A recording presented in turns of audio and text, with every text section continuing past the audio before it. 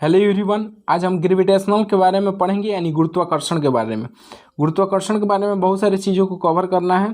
तो सबसे पहले हम स्टार्ट करते हैं ग्रेविटेशनल फोर्स के बारे में कि ग्रेविटेशनल फोर्स आखिर में सर्वप्रथम किसने इसके बारे में बताया था। 12वीं सेंचुरी में एक ग्रंथ लिखा गया था जिसका नाम था सिद्धांत शिरोमणि। इस पुस्तक में ज्योतिषी भास्कराचार्य ने बताया था और खोज किया था। उन्होंने बताया था कि गुरुत्वाकर्षण और गुरुत्व की चर्चा उन्होंने बताया था कुछ होता है। उसके बाद भास्कराचार्य ने गुरुत्वाकर्षण और गुरुत्व के बारे में निम्न प्रकार समझाया भी। कैसे समझाया कि कोई वस्तु पृथ्वी पर इसलिए गिरती है, मान लीजिए कि अर्थ है तो कोई वस्तु अर्थ पर इसलिए गिरती है क्योंकि पृथ्वी इसको अपने केंद्र की ओर क्या करती है, खींचती है। आकाशीय पिंडों के बीच में आकर्षण बल का कार्य करता है जिससे वे अपना कक्ष क्या करती हैं, नहीं छोड़ती हैं। यह बात कहा था भारतीय ज्योतिषी एक थे जिनका नाम भास्कराचार्य था 12वीं सेंचुरी में। बाद में इसी नियम को न्यूटन साहब ने स्वतंत्र रूप से जो आज हम लोग न्यूटन के ग्रेविटेशनल फोर्स के बारे में पढ़ते हैं, उन्होंने यह समझाया। ठीक है, उसके बाद से हम लोग जानते हैं न्यूटन के बारे में कि न्यूटन का जन्म इंग्लैंड में हुआ था। वे कृषक परिवार के एक लड़के थे। उनके पिताजी एक कृषक परिवार से, वह कैम्ब्रिज विश्वविद्यालय जब पढ़ने गए तो उसी बीच में एक साल की छुट्टी हो गई। वह क्यों हुई? क्योंकि वहाँ पर प्लेग फैल गया। ठीक है ना। ऐसा कहा जाता है कि उसी एक साल में उन्होंने सेब गिरने की घटना देखी। इसी घटना से उनका दिमाग खुल गया और इसी प्रेरणा से उन्होंने गुरुत्वाकर्षण की खोज कर दी। ठीक है ना। न्यूटन एक महान गणितज्ञ थे। उन्होंने कैलकुलस का भी खोज किया था। न्यूटन ने अपनी खोज एवं अनुसंधान केवल 25 सालों में बहुत बड़ी अचीवमेंट करके दिखाया। अब गुरुत्वाकर्षण के सार्वत्रिक नियम यानी universal law of gravitation. Newton ने 1687 ईस्वी में गुरुत्वाकर्षण के सार्वत्रिक नियम दिया, जिन्होंने बताया कि ब्रह्मांड पर रखी कोई भी प्रत्येक वस्तु एक बल से आकर्षित होती है। कैसे होती है कि कोई भी वस्तु के दरम्यान उसके गुणनफल के क्या होते हैं, समान अनुपात में होता है, यानी समानुपाती है ना, होता है। ए समानुपाती M1 × M2 के यह क्या होता है, समानुपाती होती है। मान लीजिए कि M1 है, यह M2 है। M1 M2 दरम्यान की दो वस्तु है, इसके बीच में लगने वाली यह रेडियस लग रहा है। ठीक है ना। तो इसके बीच में रेडियस लग रहा है। तो उन्होंने बताया था पहला कि वस्तु के दरम्यान उसके गुणनफल के क्या होता है, समान अनुपात में होता है। ठीक है ना। दूसरा उन्होंने बताया था कि उनके बीच की जो दूरी होती है, यानी जो बीच की डिस्टेंस होती है, जिसे रेडियस माना जाता है, दो वस्तुओं के बीच की जो दूरी होती है उनके वर्ग के व्युत्क्रमानुपाती होते हैं, यानी F व्युत्क्रमानुपाती 1/r²। यह उन्होंने बताया था। यानी F बराबर हो जाएगा, F बराबर M1 × M2 बटा r² होगा। जहां अगर देखें कि F इक्वल क्या हो जाएगा, G M1 M2 बटे r², यह देखने को मिलेगा। जहाँ G एक कांस्टेंट है, इसे गुरुत्वाकर्षण नियतांक कहा जाता है। G का मान प्राकृतिक रूप से द्रव्यमान और इसके बीच की दूरी, समय, ताप आदि पर निर्भर नहीं करता है तथा ब्रह्मांड के सभी वस्तुओं के लिए एक हो जाता है। यानी आप समझ लिए कि G एक कांस्टेंट है, G एक नियतांक है। ठीक है ना। G का SI मात्रक देखते हैं कि G का SI मात्रक क्या होता है। अब SI यूनिट ऑफ G, यानी G का SI मात्रक क्या होगा, SI यूनिट ऑफ G, यानी F equal G M1 M2 by r² होगा। ठीक, अब G यही रहने दीजिए, अब क्या हो जाएगा, F × r² बटे M1 × M2। अब F जो होता है यानी फोर्स, तो फोर्स का SI यूनिट क्या होता है, न्यूटन होता है। और रेडियस का SI यूनिट यानी R का SI मात्रक क्या होता है, तो मीटर होता है। तो न्यूटन मीटर स्क्वायर बाई क्या हो जाएगा, kg, यानी मास डबल मास है तो kg², यानी G का SI यूनिट क्या हो जाएगा, G का SI unit newton metre square प्रति kg²। G का SI यूनिट याद रखेंगे, कैपिटल G का SI यूनिट होता है न्यूटन मीटर स्क्वायर प्रति kg²। एक बात याद रखेंगे कि G का जो मान होगा, सबसे पहले हेनरी कैवेंडिश ने निकाला था। G की आधुनिक स्वीकृति आपका मान होता है 6.673, इसे नोट कर लेंगे, इंटू 10⁻11 इसका यूनिट आप जानते हैं कि न्यूटन मीटर स्क्वायर प्रति केजी स्क्वायर के इक्वल यह होता है। अब हम जानते हैं गुरुत्वाकर्षण के सार्वत्रिक नियम के महत्व क्या होते हैं, किस लिए इम्पोर्टेंस है।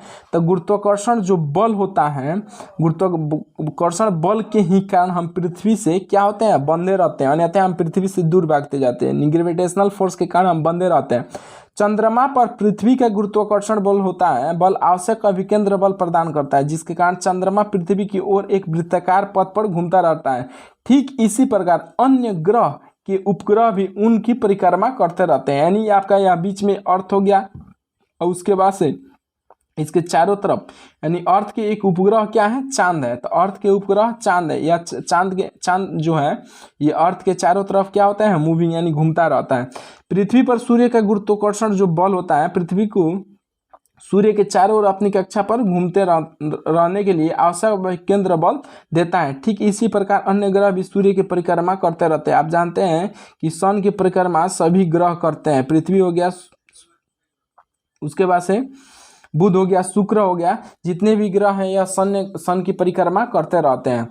चंद्रमा और सूर्य के गुरुत्वाकर्षण बल के कारण ही समुद्र में ज्वार भाटा आता है। मोस्ट इंपोर्टेंट क्वेश्चन बार बार पूछे जाते हैं कि चंद्रमा और सूर्य की ग्रेविटेशनल फोर्स के कारण ही समुद्र में ज्वार भाटा आते हैं। गुरुत्वीय त्वरण क्या होते हैं, यदि दो वस्तु में एक वस्तु पृथ्वी हो, ठीक है, उनके बीच लगने वाले गुरुत्व बल के कारण जो बल उत्पन्न होता है उसे ही गुरुत्व बल कहा जाता है। इसी बल के कारण पृथ्वी सभी वस्तु को अपने केंद्र की ओर क्या करती हैं, आकर्षित करती हैं। किस बल के कारण, तो गुरुत्वीय त्वरण के कारण। स्वतंत्रता पूर्वक गिरते हुए किसी वस्तु का गुरुत्व बल जो होता है, गुरुत्व बल के कारण ही त्वरण उत्पन्न होता है, उसे गुरुत्वीय त्वरण कहते हैं। इसे स्मॉल जी से व्यक्त किया जाता है। ग्रेविटेशनल एक्सेलरेशन को स्मॉल जी से व्यक्त किया जाता है। गुरुत्वीय त्वरण के कारण ही ऊपर फेंकी गई वस्तु के वेग में क्या आता है, कमी आता है, तथा नीचे आती हुई वस्तु के वेग में क्या आता है, वृद्धि आता है। मान लीजिए कि अर्थ से कोई वस्तु फेंक रहा है, तो यानी जितना जोर से यहाँ से फेंका जाएगा, जितना जोर से मान लीजिए कि अर्थ है, अर्थ से कोई वस्तु यहाँ से फेंका जाता है, तो यह जाते जाते कुछ ऐसी कंडीशन आएगा, फिर वहाँ से रिटर्न आने लगेगा। इसलिए कहा जाता है कि गुरुत्व त्वरण के कारण ही ऊपर फेंकी गई वस्तु का वेग में क्या आता है, कमी आता है। धीरे धीरे आपको कमी देखने को मिलेगा। लेकिन यहाँ से किसी वस्तु को गिराया जाए, यहाँ से किसी वस्तु को ऊपर से गिराया जाए, तो उसको देखा जाएगा कि उसके वेग में वृद्धि हमें स्पष्ट रूप से दिखाई देती है। तो यही कारण है। तथा स्मॉल जी कैपिटल जी में क्या रिलेशन है, इसको समझेंगे। आप ऑलरेडी जानते हैं कि F = mg होता है, यानी F = mg होता है। तो अगर इसका रिलेशन देखें तो F = g/m/r², ठीक है, r²। तो ओनली हम लोग को निकालना क्या है, तो ओनली g, यानी g इक्वल क्या हो जाएगा, यह g/m/r²। अब क्या हुआ कि यहाँ से स्मॉल m कैंसिल हो गया, बचा हमारे पास g = gm/r²।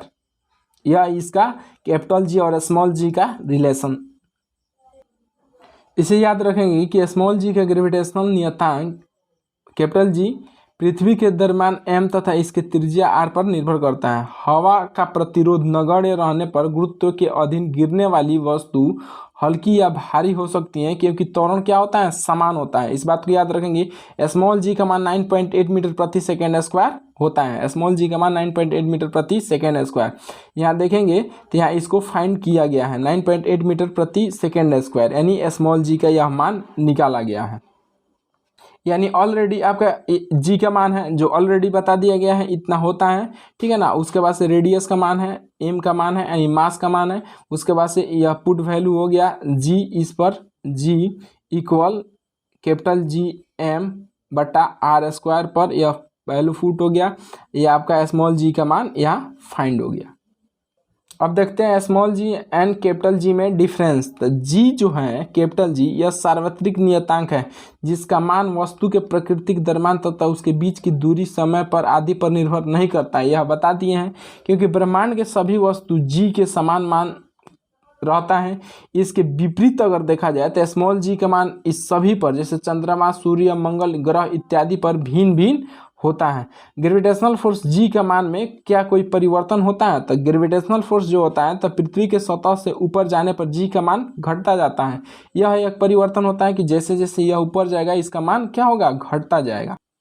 और पृथ्वी के सतह के नीचे जाने पर भी मान क्या होता है? घटता जाता है। स्मॉल जी का मान ध्रुवों पर अधिकतम तथा भूमध्य रेखा पर, भूमध्य रेखा किसे कहा जाता है? विषुवत रेखा को, इक्वेटर को क्या कहता है? भूमध्य रेखा कहा जाता है। वहां पर न्यूनतम होता है। तो इस बात को ध्यान में रखेंगे, जी का मान ध्रुवों पर अधिक होता है तथा भूमध्य रेखा पर न्यूनतम होता है। भूमध्य रेखा पर इसका मान 9.85 मीटर प्रति सेकेंड स्क्वायर होता है, जबकि विषुवत रेखा पर इसका मान 9.78 मीटर प्रति सेकेंड स्क्वायर होता है। ये दोनों चीज को नोट रखेंगे कि यह इसका भूमध्य रेखा पर मान है, स्मॉल जी का भूमध्य रेखा पर मान 9.85 मीटर प्रति सेकेंड स्क्वायर होता है, जबकि विषुवत रेखा पर स्मॉल जी का मान 9.78 मीटर प्रति सेकेंड स्क्वायर होता है। जहां वहां 9.85 होगा, वहां यहाँ आपका विषुवत रेखा पर 9.78 मीटर प्रति सेकेंड स्क्वायर होगा। इस परिवर्तन का कारण है, इस जो परिवर्तन जो हो रहा है, इस परिवर्तन का कारण है कि पृथ्वी पूर्ण रूप से गोलाकार नहीं है। इस परिवर्तन का कारण है कि पृथ्वी पूर्ण रूप से गोलाकार नहीं है। इसलिए गोलाकार नहीं होने के कारण यानी ध्रुवों पर यह चपटी है तथा भूमध्य रेखा पर यह उभरी हुई है। तो ध्रुवीय त्रिज्या पृथ्वी का जो होता है, ध्रुवीय त्रिज्या पृथ्वी का यह 6357 किलोमीटर होता है, जबकि विषुवतीय त्रिज्या 6378 किलोमीटर होता है। मान लीजिए कि यह अर्थ हो गया, यह अर्थ हो गया। अब अर्थ के इस ध्रुव की यह रेडियस कुछ कम होगा, लेकिन यह रेडियस क्या होगा? कुछ ज़्यादा होगा। इसके तुलना में यह रेडियस क्या होगा? इसका रेडियस कुछ ज़्यादा होगा। तो इसलिए कहा जाता है कि यह इसके जो ध्रुव हैं तो ध्रुव पर चपटी है, इसलिए भूमध्य रेखा के ऊपरी भाग में यह देखा जाता है कि ध्रुवीय त्रिज्या विषुवतीय त्रिज्या से क्या होती हैं? कम होती हैं। अब क्या होता है कि गुरुत्व के अधीन गिर रही वस्तु की गति के इक्वेशन क्या होता है? तो इसका इक्वेशन होता है v² प्लस 2g8।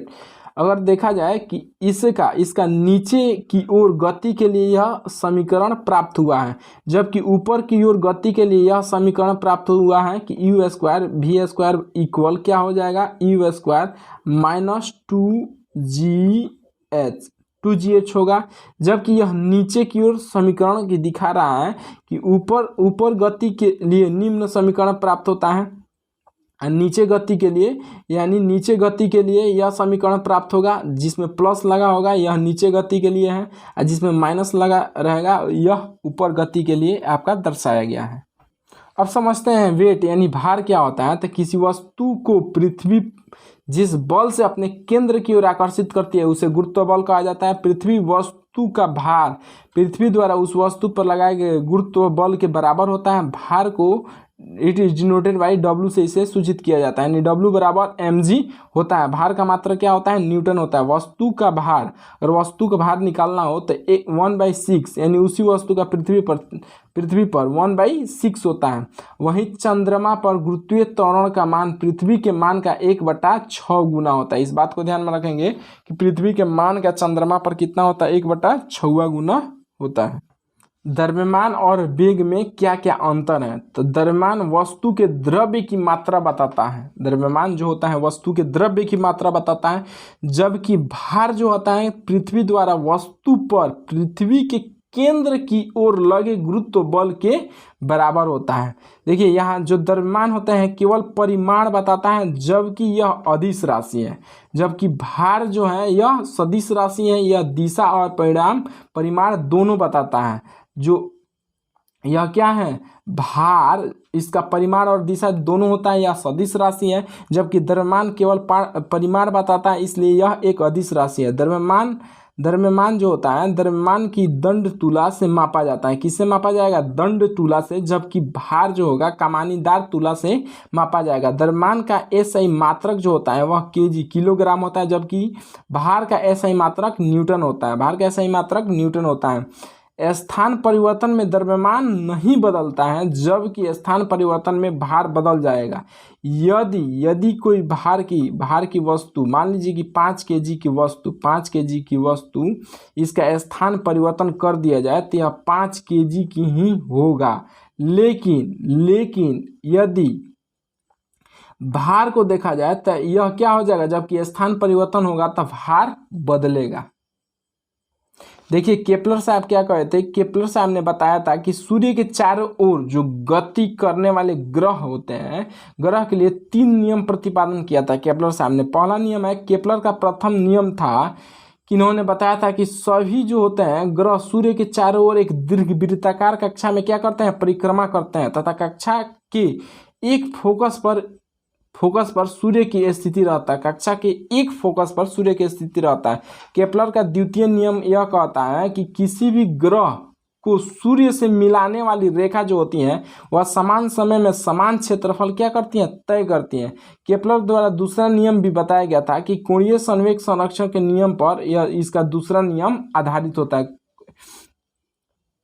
केपलर का थर्ड नियम है कि किसी भी ग्रह का सूर्य के चारों ओर परिक्रमण काल वर्ग ग्रह के दीर्घवृत्ताकार कक्षा के अर्ध दीर्घ अक्ष के तृतीय घात के समानुपाती होता है।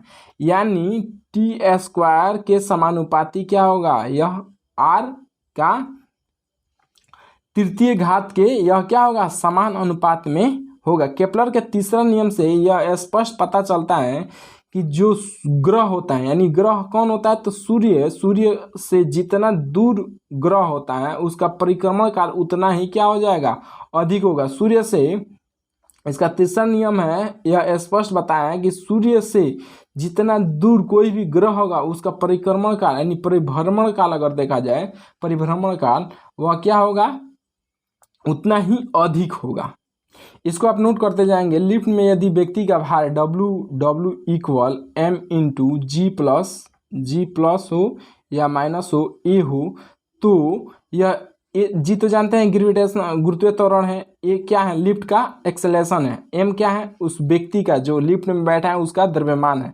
तो यदि पहला स्थिति यह बन रहा है कि जब लिफ्ट समान वेग से क्या जा रहा है, ऊपर जा रहा है, समान वेग से ऊपर जा रहा है, तो W बराबर mg होगा। यानी इसका एक्सेलरेशन क्या होगा, इसका एक्सेलरेशन अपरिवर्तित रहेगा। इसका त्वरण क्या होगा, यदि समान वेग से कोई वस्तु डायरेक्ट या ऊपर जाता है तो इसका व्यक्ति का भार जो है, व्यक्ति का भार कहिए या इसका एक मान या व्यक्ति का भार का यह क्या होगा, 0 होगा। नेक्स्ट है कि यदि वस्तु जब लिफ्ट ए से नीचे की ओर आ रहा हो तो भार में क्या होगा, कमी आपको देखने के मिलेगा। थर्ड है कि जब लिफ्ट ए से त्वरण ऊपर हो यानी त्वरण ए जो हो वह क्या हो, ऊपर जाता हो, तब यह क्या हो जाएगा, जुटेगा, यानी वस्तु के भार में क्या होगा, वृद्धि होगा। 4 नंबर कंडीशन है कि लिफ्ट का यदि रस्सी अचानक टूट जाए तो A इक्वल जी, यानी इसका भारहीनता का अनुभव होगा। क्या अनुभव होगा, इसका भारहीनता का अनुभव होगा, यानी G माइनस जी, यह तो कैंसिल हो जाएगा, बचेगा क्या, W बराबर m, यानी कभी भी मास जो है वेट इक्वल यानी भारहीनता का अनुभव होगा। नेक्स्ट है कि जब नीचे आते समय लिफ्ट का त्वरण g से अधिक हो, यानी लिफ्ट के एक्सेलरेशन g से अधिक हो, तो लिफ्ट में बैठा व्यक्ति जो है लिफ्ट में जाकर अगर लिफ्ट का अगर डोरी टूट जाए तब व्यक्ति यानी जाकर लिफ्ट के छत से जा टकराएगा। उपग्रह की गति अगर देखें तो जिस वेग से यह ग्रह या उपग्रह है कक्षा में चक्कर लगाता है, उसी ग्रह या उपग्रह से कक्षीय वेग कहा जाता है। जिस वेग से यह चक्कर लगाता है पूरा कक्षा में, उसी चक्कर को उस ग्रह का उपग्रह का कक्षीय वेग कहा जाता है। कक्षीय वेग की गणना किस प्रकार की जाती है, तो कक्षीय वेग की गणना की जाती है v इक्वल √g m/r²। इसका गणना किस प्रकार की जाती है, v इक्वल gm/r², रूट अंदर इसका होता है। नेक्स्ट है कि जियो सैटेलाइट जो जियो सेंसिंग सैटेलाइट है यह किस प्रकार कार्य करता है, भू स्थिर उपग्रह जिसे कहा जाता है। एक ऐसा उपग्रह जो पृथ्वी के भूमध्य रेखा के किसी खास स्थान के सामने हमेशा रहता है, उसे उस स्थान के सापेक्ष स्थित वह दिखाता है, यानी भू स्थिर उपग्रह वह कहलाता है। इस उपग्रह को पृथ्वी से ऊंचाई 35,870 किलोमीटर है, यानी लगभग 36,000 किलोमीटर माना जाता है, तथा इसका आवर्तकाल जो होता है टाइम पीरियड 24 घंटा होता है। भू स्थिर उपग्रह उपयोग किसके लिए किया जाता है? संचार के लिए प्रेषित किया जाता है, जिसका कारण संचार उपग्रह भी इसे कह दिया जाता है। भारत में भू स्थिर उपग्रह एप्पल है, कम्युनिकेशन सिस्टम के लिए यह बहुत जोरदार है, ठीक है ना। नेक्स्ट है दूर संवेदी उपग्रह या सूर्य संबंधित उपग्रह। यह उपग्रह पृथ्वी के किसी भी स्थान के ऊपर से वहां समय अनुसार एक खास समय से यह क्या होता है? गुजरता है। सूर्य के संबंध यह उपग्रह कहलाता है। दूर संवेदी उपग्रह एक स्थान पर नियत समय से यह क्या होता है? गुजरता है। अतः वहां के क्षेत्र द्वारा लिया गया चित्र रोज की स्थिति का जायजा लेता है।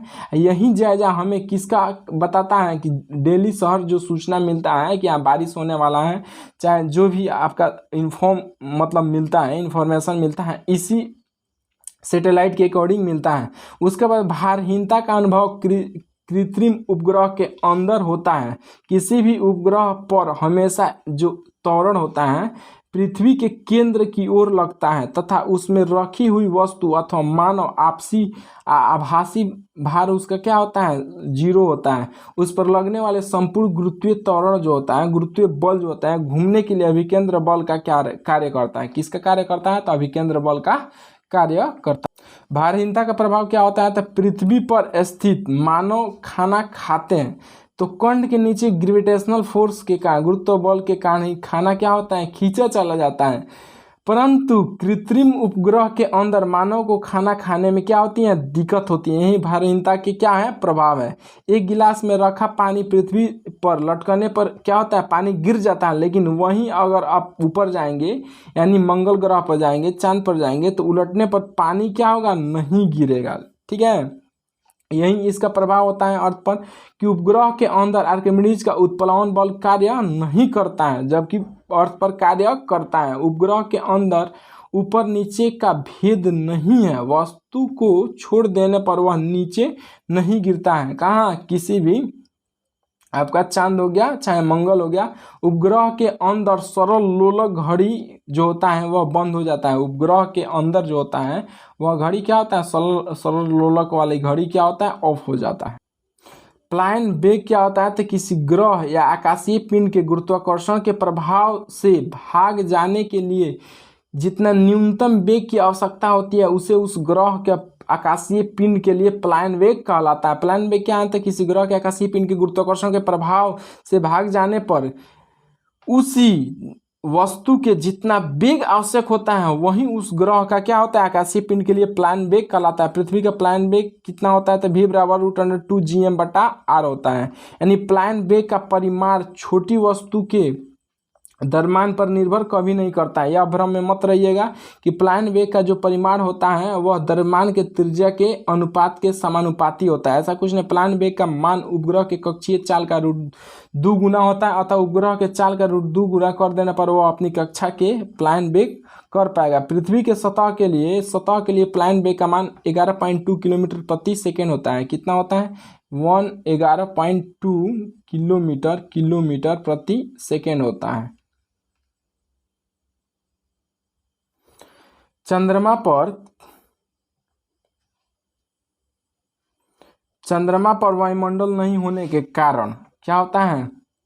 और वायुमंडल नहीं है तो जब सूर्य से जो ताप होता है चंद्रमा के वायु को क्या करता है? गर्म कर देता है। तो वायु में उपस्थित गैसीय पदार्थ की चाल काफ़ी बढ़ जाती है, क्योंकि वहाँ के अणु की गति बढ़ जाती है, इसलिए वहाँ की चाल सब पार्टिकल की बढ़ जाता है। इस चाल पर चंद्रमा के प्लायन वेग का मान 2.4 किलोमीटर प्रति सेकेंड होता है। इससे क्या होता है? अधिक भी हो सकता है, जिसके कारण गैस अणु पलायन कर जाते हैं और वहाँ वायुमंडल नहीं पाया जाता है।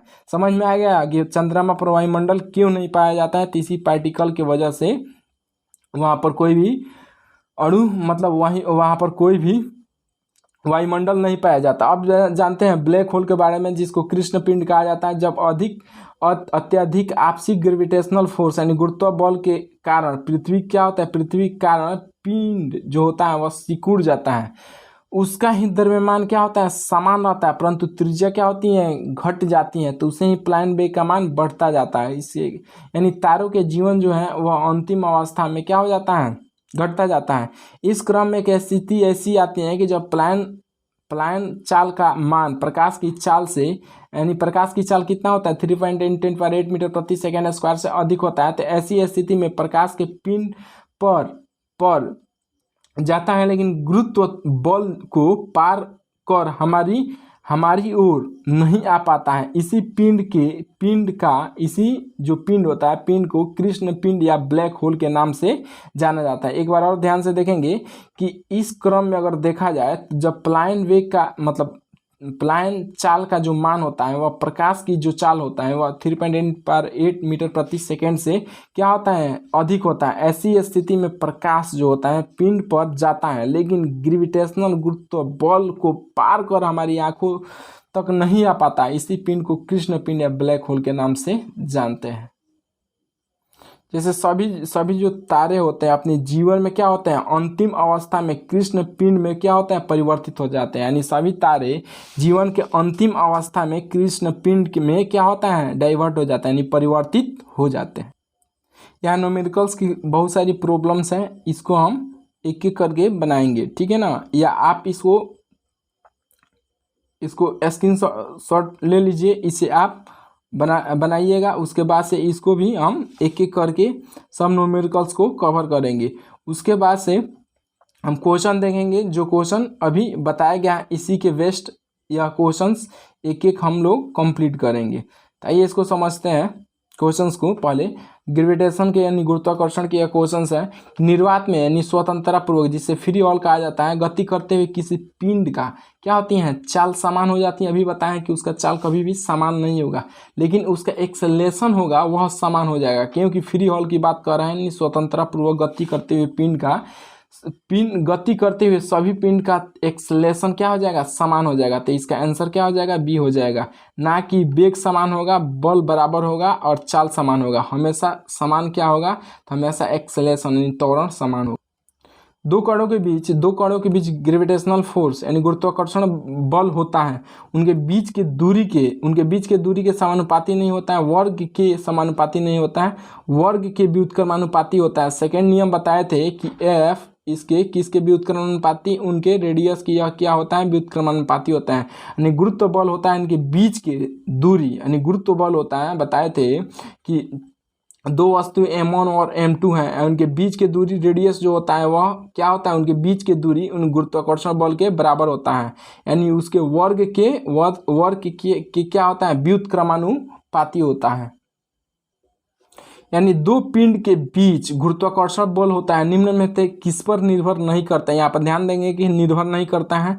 तो गुणनफल पर द्रव्यमान के बीच की दूरी पर भी यानी गुरुत्वाकर्षण कांस्टेंट पर भी यह निर्भर नहीं करेगा, उनके बीच के माध्यम पर। ध्यान में रखेंगे कि नहीं बोला है कि दो पिंड के बीच गुरुत्वाकर्षण बल किस पर निर्भर नहीं करता है, तो उनके बीच के माध्यम पर निर्भर नहीं करता। अब गुरुत्वीय त्वरण का मान क्या होता है, तो पृथ्वी के सभी जगह पर बराबर होता है, कभी नहीं होता है। सभी स्थानों पर बराबर होता है, चंद्रमा पर अधिक होता है क्योंकि उसका त्रिज्या कम है। नहीं, जो गुरुत्वीय त्वरण का मान होता है पृथ्वी के अक्षांश पर निर्भर करता है। किस पर निर्भर करता है, तो पृथ्वी के अक्षांश पर निर्भर करता है। निम्नलिखित में से किस स्थान पर गुरुत्वीय त्वरण का मान सबसे अधिक होता है, तो अंटार्कटिका के किसी भी स्थान पर अगर देखा जाए तो गुरुत्वीय त्वरण का मान क्या होता है, अधिक होता है। यह सबसे ज़्यादा ऊंचा जगह है, तो इस पर तो होगा नहीं, तो इसलिए अंटार्कटिका के किसी भी स्थान पर क्या होता है, गुरुत्वीय त्वरण का मान अधिक होता है। विराम से मुक्त रूप से गिरते हुए पिंड द्वारा तय की गई जो दूरी होता है किसके समानुपाती होता है, तो गिरने के कुल समय के समानुपाती, पिंड के द्रव्यमान के समानुपाती नहीं, गुरुत्वीय त्वरण के वर्ग के समानुपाती। गिरने के समय के वर्ग के क्या होता है, समान अनुपात में होता है। जो वस्तु गिरता है उसी के समय के वर्ग के समानुपाती होता है, यानी प्रति सेकेंड बढ़ता जाता है। पृथ्वी के सतह पर गुरुत्वीय त्वरण और चंद्रमा की सतह पर गुरुत्वीय त्वरण का अनुपात क्या होगा, 1/6 बोले हैं। यानी यह हो गया अर्थ का, यह हो गया चांद का। यानी चांद और अर्थ में अगर कंपैरिजन किया जाए तो इसका अनुपात होगा 6:1 के बराबर होगा। किसी वस्तु का यानी किसी भी वस्तु का जो भार होता है उसके जड़त्व को दर्शाता है नहीं, उसके द्रव्यमान के बराबर होता है किंतु उसके भिन्न मात्रक द्वारा दर्शाता है नहीं, पृथ्वी के द्वारा उस पर लगे आकर्षण बल के बराबर होता है। किसी भी वस्तु का जो भार होता है पृथ्वी द्वारा उस पर लगे आकर्षण बल के बराबर होता है। जब किसी वस्तु की विषुवतीय रेखा ध्रुव की ओर ले जाता है, जब किसी वस्तु की विषुवतीय रेखा ध्रुव की ओर ले जाता है तो उसका भार बढ़ता जाता है नहीं बढ़ता है, तेजी से बढ़ता है या घटता है, न बढ़ता है न घटता है नहीं। अगर देखा जाए तो किसी वस्तु का विषुवतीय रेखा से ध्रुव की ओर अगर ले जाता है तो उसका भार हमेशा घटता रहता है। यह बताए भी हैं कि उसका भार क्या होगा, पृथ्वी के ध्रुव होगा। अगर ध्रुव की ओर ले जाता है तो उसका भार हमेशा क्या होगा, घटता जाता है, न कि बढ़ेगा। यह तो बता दिया आपको कि गुरुत्वाकर्षण नियतांक का एसआई मान क्या होता है, न्यूटन मीटर स्क्वायर प्रति केजी स्क्वायर। गुरुत्वाकर्षण नियतांक का एसआई यूनिट होता है न्यूटन मीटर स्क्वायर प्रति केजी स्क्वायर। अगर देखा जाए गुरुत्वाकर्षण के नियतांक का मान क्या होता है तो 6.67 10⁻11 न्यूटन मीटर स्क्वायर प्रति केजी स्क्वायर होता है। यह याद कर लेंगे गुरुत्वाकर्षण नियतांक का मान होता है। यदि पृथ्वी का द्रव्यमान m, ठीक है ना, पृथ्वी पर रखी हुई वस्तु का द्रव्यमान m तथा उसके बीच की दूरी r हो तो गुरुत्वाकर्षण नियतांक g हो तो इसके बीच का जो गुरुत्वाकर्षण बल F होगा वह किसके बराबर होगा। लिखवा दिए हैं कि F बराबर g m/r², यह होगा, इसे याद रखेंगे। मोस्ट इंपोर्टेंट क्वेश्चन है कि चंद्रमा पर किसी वस्तु का भार पृथ्वी पर उसके भार का कितना लगभग गुना बराबर होता है। तो यह बता दिए हैं कि 1/6 गुना के बराबर होता है। कि जो चंद्रमा पर भार होगा पृथ्वी पर भार के लगभग कितना गुना, तो 1/6 गुना के बराबर होगा। किसी वस्तु का भार किस पर अधिक होगा तो विषुवत रेखा पर नहीं होता है, पृथ्वी के केंद्र पर भी नहीं होता है, पृथ्वी के ध्रुव पर किसी भी वस्तु यानी पृथ्वी के जो ध्रुव होता है वह वहाँ पर वस्तु का भार अधिक होता है। पृथ्वी के केंद्र पर गुरुत्वीय त्वरण का मान क्या होता है तो पृथ्वी के केंद्र पर बताए हैं कि गुरुत्वीय त्वरण का मान 0 होता है। पृथ्वी के कभी भी केंद्र पर गुरुत्वीय त्वरण का मान हमेशा 0 ही होगा। इसको आपको याद होगा कि यदि पृथ्वी का द्रव्यमान m है, पृथ्वी अगर त्रिज्या r है तो ग्रेविटेशनल यानी गुरुत्वीय त्वरण g हो तो उस वस्तु का भार क्या होगा, यानी W बराबर mg, यानी W बराबर mg, इसे याद कर लेंगे। यदि ध्रुवों पर गुरुत्वीय त्वरण का मान g/p तथा विषुवत वृत्त पर गुरुत्वीय त्वरण का मान g हो तो निम्नलिखित में से कौन सा कथन सही है। तो यह कथन आपका सही होगा कि ध्रुव से विषुवत रेखा जो होगा, विषुवत रेखा जो होगा वह क्या होगा, विषुवत रेखा जो होगा, विषुवत रेखा वह क्या होगा, विषुवत रेखा ध्रुव से छोटा होगा। यानी ध्रुव क्या होगा, विषुवत रेखा से बड़ा होगा। तो इसका आंसर हो जाएगा जी, यानी एक जी यह अर्थ के लिए हो गया, एक जी यह पोल के लिए हो गया, यानी ध्रुव के लिए। गुरुत्वाकर्षण के नियतांक यानी कैपिटल जी का मान कहीं नहीं बदलता है, यानी सभी ग्रह पर क्या होता है, समान रहता है। भिन्न ग्रह पर भिन्न रहता है, पृथ्वी पर अधिक कम रहता है, सूर्य पर कम रहता है, ऐसा कुछ नहीं। इसे समझेंगे कि सभी ग्रह पर क्या रहता है, समान रहता है। देखेंगे तो द्रव्यमानों के बीच गुरुत्वाकर्षण जो बल होता है उनके बीच की दूरी के अनुक्रमानुपाती होते हैं, बीच के वेग के अनुक्रमानुपाती होता है नहीं, उनके द्रव्यमान के गुणनफल के अनुक्रमानुपाती होते हैं। दो द्रव्यमान के बीच के गुरुत्वाकर्षण बल का मान उनके द्रव्यमान के गुणनफल के अनुक्रमानुपाती होता है। और देखा जाए गुरुत्वीय त्वरण तो पृथ्वी के पृष्ठ से ऊंचाई के साथ बढ़ेगा, कभी नहीं ऐसा होता है पृथ्वी के पृष्ठ से ऊंचाई के साथ घटेगा नहीं बढ़ेगा। यह केवल एक स्थान से दूसरे स्थान के यानी एक स्थान से दूसरे अक्षांश के अनुसार बदलेगा। यानी 0 पर न्यूनतम होगा, 90 डिग्री पर क्या होगा, अधिकतम होगा। गुरुत्वीय त्वरण जो होता है, गुरुत्वीय त्वरण का मान पृथ्वी के पृष्ठ के ऊंचाई मान को बढ़ने देता है, ऐसा कुछ नहीं करता है। ऊंचाई मान को कम कर देता है नहीं, एक स्थान से दूसरे अक्षांश के अनुसार बदलता जाता है गुरुत्वीय त्वरण का मान। मान लीजिए कि जो अर्थ है इस पर एक व्यक्ति का मान 65 न्यूटन है, इसका भार चक्कर काटने वाले कृत्रिम उपग्रह में होगा तो यह हमेशा क्या हो जाएगा, 0 हो जाएगा। आप जानते ही हैं पृथ्वी अपनी गति को कितने गुने बढ़ा दे कि पृथ्वी के पृष्ठ पर वस्तु पृथ्वी का संपर्क छोड़ दे। बताइए, पृथ्वी अगर कितना गुना बढ़ा दे कि पृथ्वी के पृष्ठ पर वह वस्तु क्या करे, संपर्क छोड़ दे।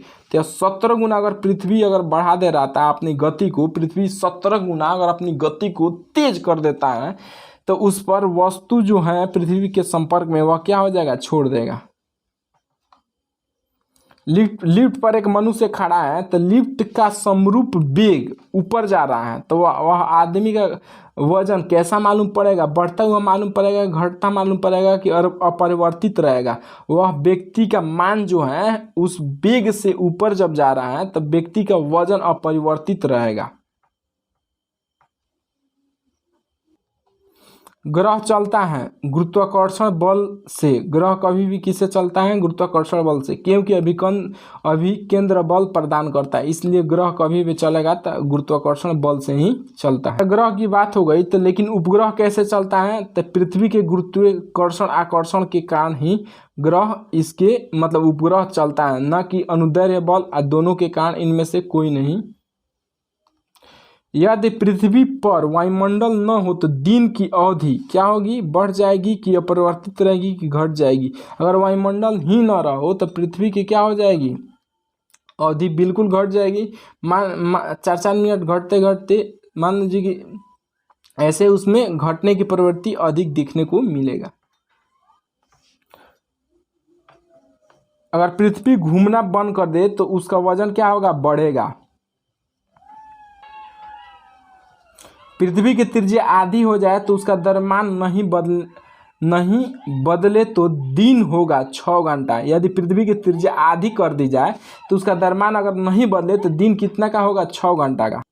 लिफ्ट में एक मनुष्य है तो मनुष्य का प्रत्यक्ष वजन वास्तविक वजन से कितना कम कब होगा, लिफ्ट में अगर वस्तु है तो उसका वेग क्या होगा, घटेगा। यानी जब लिफ्ट में तेजी से नीचे जा रहा है तो उसका वेग क्या होगा, घटता हुआ प्रतीत होगा, न कि नीचे आएगा तो उसका वेग समान होगा, न ऊपर जाएगा तो समान होगा।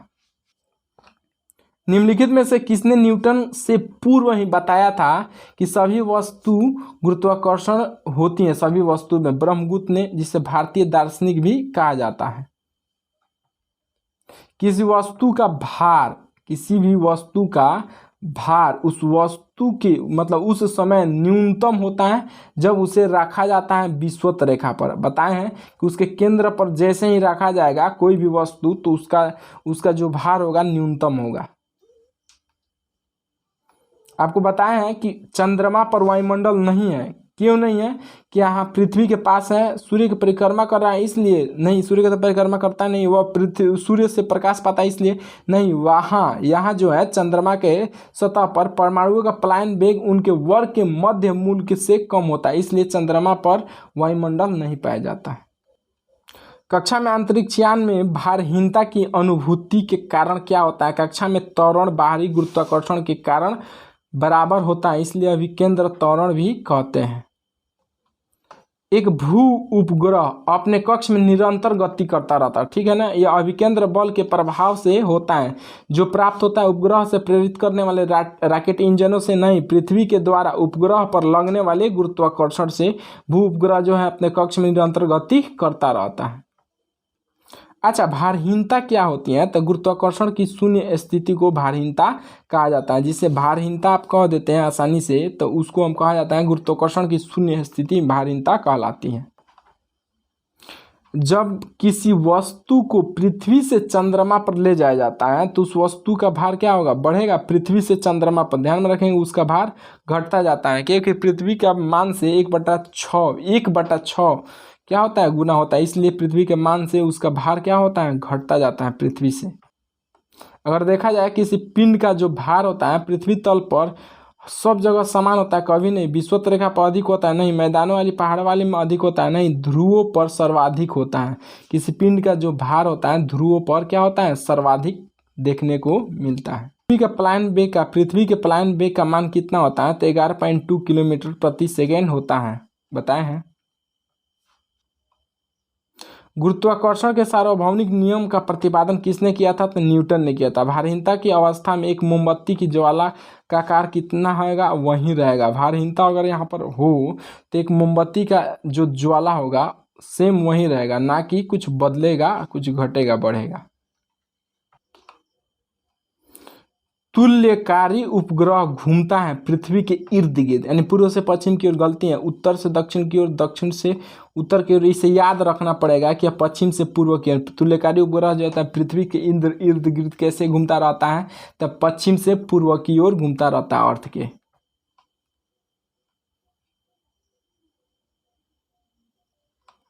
यदि पृथ्वी का गुरुत्वाकर्षण बल अचानक लुप्त हो जाता है तो पृथ्वी में कौन सा परिणाम सही होगा?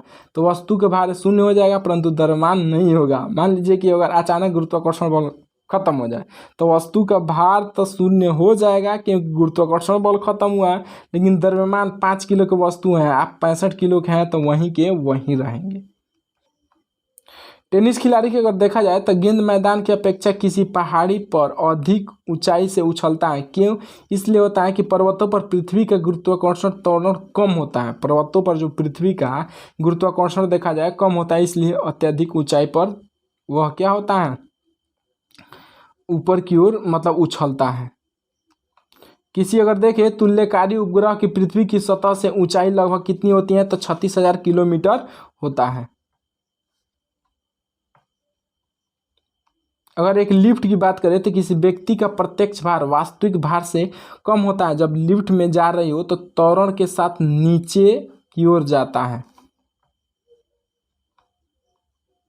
पृथ्वी के परितः घूमने वाले कृत्रिम उपग्रह से बाहर गिराई गई गेंद पृथ्वी के परितः उपग्रह के समान आवर्त काल के उसी कक्ष में घूमती है। इसे ध्यान में रखेंगे, न कि पृथ्वी पर चलेगी, पृथ्वी चंद्रमा पर चल सकती है, पृथ्वी पर गिरेगी नहीं, पृथ्वी के परितः मान पृथ्वी के चारों ओर कोई कृत्रिम उपग्रह क्या कर रहा है? बाहर गिराई गई हो तो गेंद जो है, गिराई गई गेंद जो है पृथ्वी के परितः मतलब पृथ्वी के चारों ओर उपग्रह के समान आवर्त काल के साथ यह क्या होगा? उसी कक्षा में घूमती रहेगी। जिस तरह पृथ्वी का एक उपग्रह चांद है उसी प्रकार। किसी लिफ्ट में बैठे हुए व्यक्ति को अपना भार कब अधिक मालूम पड़ता है? जब लिफ्ट गति से नीचे आ रही हो, जब लिफ्ट त्वरित गति से ऊपर जा रही हो। यानी कोई भी वस्तु अगर ऊपर जाएगा, यानी अपनी गति से, त्वरित गति कहिए चाहे, ऊपर जाएगा तो उसे यह एहसास होगा कि भार उसे अधिक मालूम पड़ने लगेगा। जब एक पत्थर को चांद की सतह से पृथ्वी पर लाया जाता है तो इसका द्रव्यमान बदल जाएगा, ठीक है ना, इसका भार बदल जाएगा परंतु द्रव्यमान नहीं। बिल्कुल, क्योंकि 1/6 गुना पृथ्वी से चंद्रमा पर होता है तो इसलिए इसका भार बदलेगा परंतु द्रव्यमान में कोई परिवर्तन नहीं होगा। यदि किसी पिंड को पृथ्वी से 11.2 किलोमीटर प्रति सेकंड के वेग से अगर फेंका जाता है तो जो उसी पिंड का पृथ्वी पर कभी नहीं लौटेगा। एक बात को ध्यान में रखेंगे कि प्लान वेग स्पेस में चला जाएगा, प्लान वेग से स्पेस में। तो इसे याद रखेंगे, किसी भी अगर पिंड को खूब तेजी से यानी 11.2 किलोमीटर प्रति सेकंड के वेग से अगर फेंका जाए तो पृथ्वी कभी भी वापस नहीं लौटेगा। 2 घंटा, 24 घंटा, 50 घंटा कभी नहीं लौटेगा। भू-स्थिर उपग्रह ने जियो सैटेलाइट की अगर बात करें, जियो सैटेलाइट की, तो आवर्तकाल होता है 24 घंटा। क्यों? बताएं कि इसका आवर्तकाल टाइम पीरियड 24 घंटा का होता है जियो सैटेलाइट। अगर देखा जाए पृथ्वी तल से किसी वस्तु का न्यूनतम वेग प्रक्षेपित किए जाने पर कोई रॉकेट पृथ्वी के गुरुत्वाकर्षण को पार कर अंतरिक्ष में चला जाएगा तो यह 11.2 किलोमीटर प्रति सेकंड के वेग से चला जा सकता है, यह संभव है। आज इस क्लास में बस इतना ही। अगर लास्ट तक आप बने हैं तो इसे शेयर करें और इस चैनल को सब्सक्राइब करें, क्योंकि हम क्लास अपडेट 2 इसका क्लास नेक्स्ट क्लास जल्द ही आएगा। और टोटल फिजिक्स